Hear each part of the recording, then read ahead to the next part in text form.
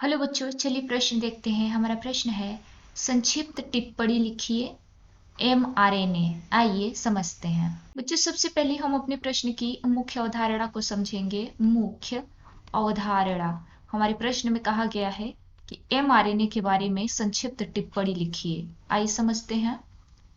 mRNA के बारे में हमें बताना है। mRNA, आइए देखें। बच्चों, सबसे पहले RNA को समझते हैं। आरएनए का पूरा नाम राइबोस न्यूक्लिक अम्ल, राइबोस न्यूक्लिक अम्ल होता है। राइबोस न्यूक्लिक अम्ल होता है।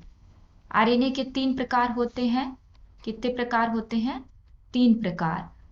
उनके नाम हैं आरआरएनए यानी राइबोसोमल आरएनए, टीआरएनए यानी कि स्थानांतरण आरएनए, और mRNA यानी कि संदेशवाहक आरएनए। हमें mRNA के बारे में समझना है। mRNA क्या होता है, आइए समझें। mRNA को संदेशवाहक आरएनए कहते हैं। संदेशवाहक आरएनए कहते हैं। और यह कुल आरएनए का लगभग 5 से 10% होता है। 5 से 10% कुल आरएनए का क्या होता है? mRNA होता है। इसका निर्माण डीएनए के रज्जु को टेम्पलेट के रूप में प्रयोग करने में होता है। क्या होता है? इसका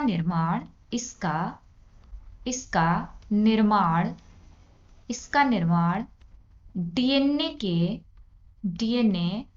के रज्जु के टेम्पलेट के रूप में होता है। और बच्चों, यह डीएनए की सूचनाओं को ढोता है। यह क्या करता है?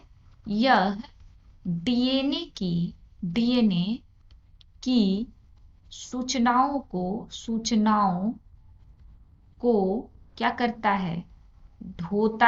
ढोता है। इसलिए इसे संदेशवाहक आरएनए कहते हैं। इसलिए इसे क्या कहते हैं? संदेशवाहक आरएनए कहते हैं। और ये जो आरएनए होता है वो अल्पकालिक आरएनए होता है, यानी बहुत कम समय के लिए यह आरएनए होता है। इसलिए अल्पकालिक आरएनए भी इसे हम कहते हैं। तो आपने mRNA के बारे में जाना। उम्मीद है आपको प्रश्न समझ में आ गया होगा।